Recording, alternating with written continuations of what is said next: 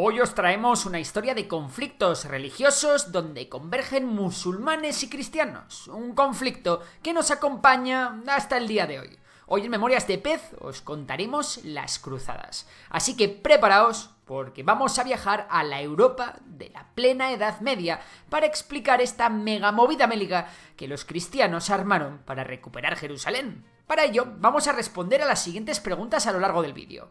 ¿Qué son las cruzadas? ¿Por qué surgieron? ¿Cuántas hubo? ¿Y qué consecuencias tuvieron para Europa?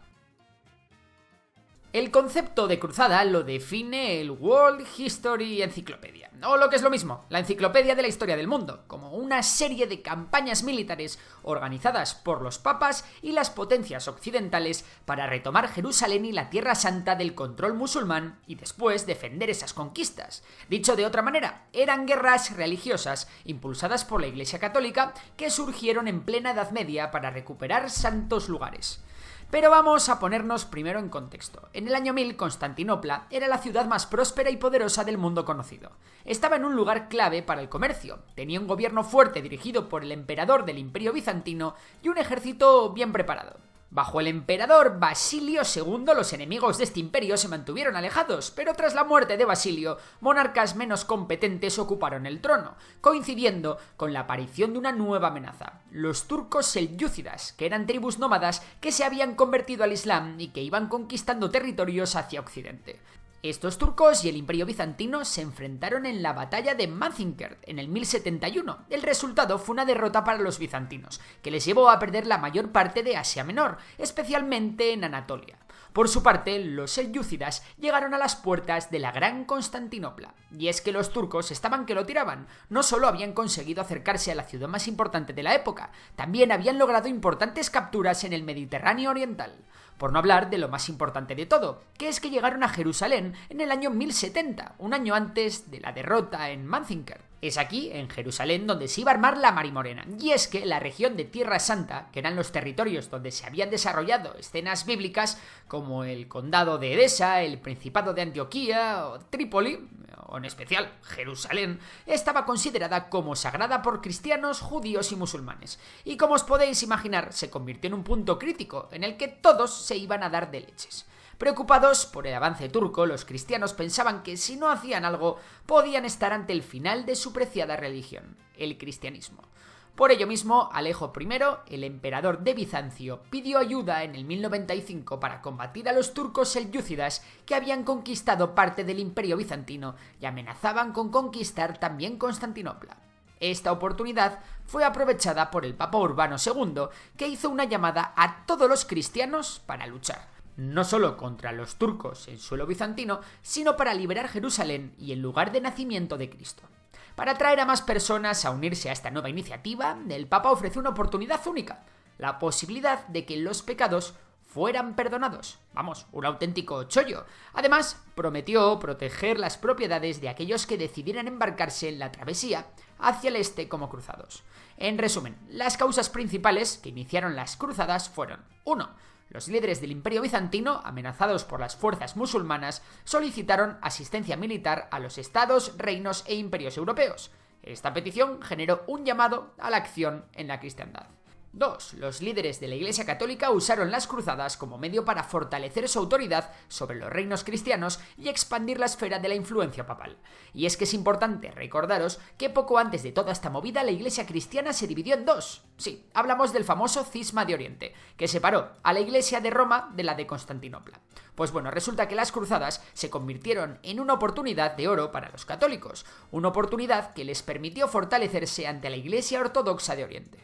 Y 3. Finalmente, la conquista de Jerusalén por los musulmanes hizo que muchos cristianos sintieran un fuerte deseo de recuperar la ciudad y proteger otros lugares importantes para el cristianismo. Este sentimiento religioso y la idea de que la Tierra Santa era fundamental para los cristianos motivaron a mucha gente a unirse a las cruzadas.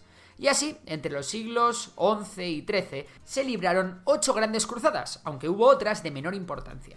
En estas cruzadas estuvieron involucrados emperadores, reyes, nobles, miles de caballeros y guerreros, pero no os penséis que eran los únicos. También había gente humilde como campesinos. Vamos a intentar haceros un resumen de todas ellas. Así que venga, vamos al lío. La primera cruzada comenzó cuando el Papa Urbano II hizo un llamamiento en el Concilio de Clermont, en Francia, a toda la cristiandad para emprender una guerra santa contra los turcos. A pesar de que hubo varias cruzadas, ninguna fue tan exitosa para los cristianos como la primera. Pero volvamos al tema. Esta cruzada se dividió en dos, una popular, liderada por Pedro el Ermitaño, que fue absolutamente caótica y que fracasó, y otra más organizada, conocida como la Cruzada de los Príncipes, dirigida por nobles como Godofredo de Bouillon o Raimundo de Tolosa.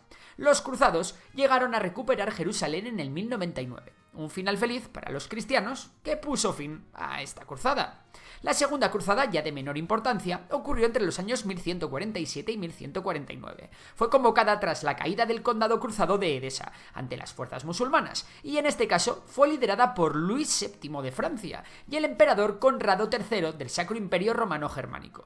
Si la primera cruzada tuvo cierto éxito, la segunda cruzada no alcanzó los objetivos planteados, ya que tuvo como resultado la derrota en Dorylaeum, un asedio fallido a Damasco y un fracaso en Edesa, la cual no pudieron recuperar. Efectivamente, los triunfos los empezarían a cosechar los musulmanes y no el bando cristiano. Además, el gobernante de Siria, Nur al-Din, resultó ser un comandante muy competente, conquistando Antioquía, y capturaron a Raimundo, conde de Edesa, liquidando lo que quedaba de este condado en el 1150. Sin embargo, no fue el único líder destacado de la región.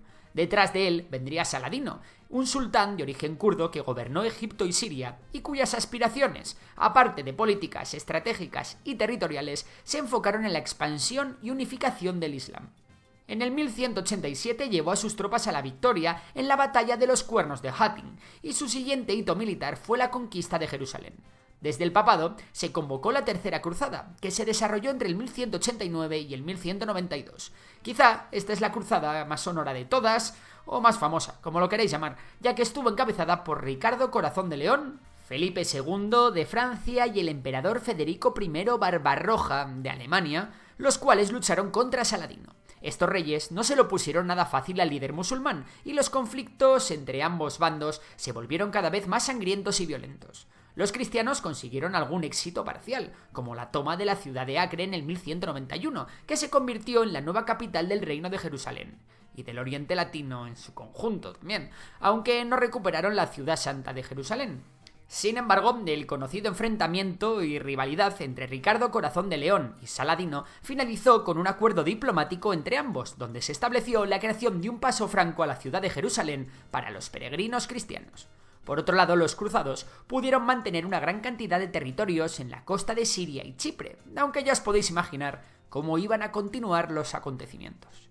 A partir de este momento, el resto de cruzadas tuvieron menor repercusión y en la mayoría de casos terminaban en auténticas catástrofes para el bando cristiano. La Cuarta Cruzada se inició en el 1202 y finalizó 2 años después. En lugar de dirigirse a Tierra Santa para hacer frente a los musulmanes, como originalmente se había planeado, los líderes occidentales y los venecianos llevaron a desviar la cruzada hacia Constantinopla.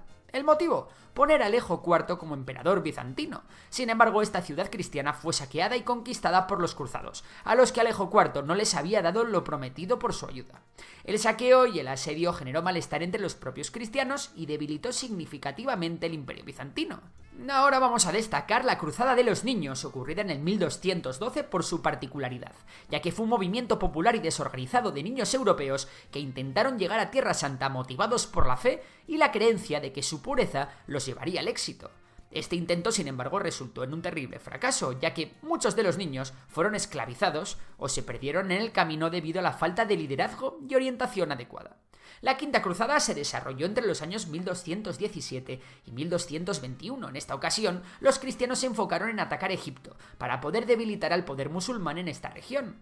Aunque los cristianos consiguieron inicialmente algunos éxitos, como la captura de Damieta en Egipto o la tregua de paz de 8 años, la cruzada finalmente acabó en fracaso. La Sexta Cruzada fue encabezada por el emperador del Sacro Imperio Romano Germánico Federico II. Este emperador, conocido por su astucia y sus habilidades diplomáticas, se volvió a enfocar en Tierra Santa, y en lugar de lanzarse directamente a la guerra, optó por un enfoque más político y negociador. Consiguió recuperar Jerusalén tras un acuerdo diplomático con el sultán egipcio Al-Kamil y se autoproclamó rey de Jerusalén. Sin embargo, como había pasado en anteriores ocasiones, la ciudad volvió a ser tomada por los musulmanes.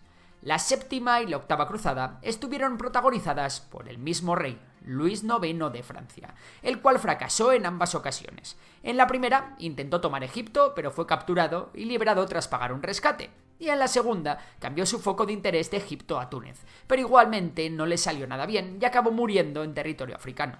Muchos señalan que existió una novena cruzada, sin embargo, es solo una extensión de la octava, donde Eduardo I de Inglaterra decidió continuar el trabajo de Luis IX contra Túnez, pero se dirigió a Acre. Una vez había fallecido este. Lo único que consiguió fue firmar una tregua con el sultán musulmán de Acre de 10 años, pero en líneas generales también fue un fracaso. Así, en el año 1270, y tras todas estas cruzadas, se finalizó una etapa donde la religión y el fanatismo habían dominado la Europa medieval. Y os preguntaréis, ¿cómo acabaron estas empresas? ¿Se tomó Jerusalén o no?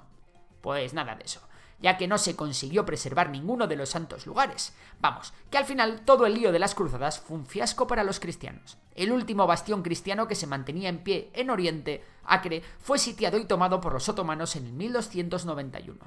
Por cierto, el término de cruzada también se utilizó para describir y definir otras guerras semejantes que no tenían el mismo objetivo de conseguir el Santo Sepulcro de Jerusalén, pero que conllevaban una especie de sanción religiosa o propósito sagrado. Como ejemplos tenemos la Reconquista en la península ibérica, que enfrentó a cristianos y musulmanes en estos territorios, o la persecución de los cátaros en el sur de Francia. Para finalizar el vídeo, vamos a recopilar las consecuencias que surgieron debido a estas cruzadas, puesto que dejaron una marca profunda en la Europa medieval, a pesar de no resultar tan exitosas como se esperaba. Venga. 1. Estas guerras fueron peligrosas y con un alto riesgo de muerte para aquellos que participaban en ellas. 2. También resultaron catastróficas económicamente para los reinos e imperios europeos que invirtieron en estas guerras, salvo para los estados italianos, que dominaron el comercio mediterráneo. Paralelamente, la realeza aumentó su poder, mientras que el de los nobles y varones disminuyó. 3. Surgieron las órdenes militares formadas por caballeros cristianos para defender los territorios cristianos en Tierra Santa y la defensa de la fe cristiana. 4. El imperio bizantino se debilitó tanto que pronto dejaría de existir. 5. Los papas fortalecieron su liderazgo. 6. Las cruzadas generaron xenofobia contra todo aquel que no era cristiano. 7. También sirvieron como justificación para la conquista del Nuevo Mundo en los siglos XV y XVI. Y 8. Inspiraron una rica producción cultural y artística que narraba sus leyendas y hazañas, contribuyendo al desarrollo de la época medieval. Y ahora que sabéis todo esto, ¿vosotros qué pensáis? ¿Consideráis que hay paralelismos entre las motivaciones religiosas de las cruzadas en la Edad Media y algunos conflictos religiosos actuales? Os leemos en los comentarios. Esperamos que os haya gustado este vídeo y como ya sabéis, podéis suscribiros, darle a like y seguir a Memorias de Tiburón y a Memorias de Dolly, mis otros canales. Por lo demás, un saludo y hasta la próxima.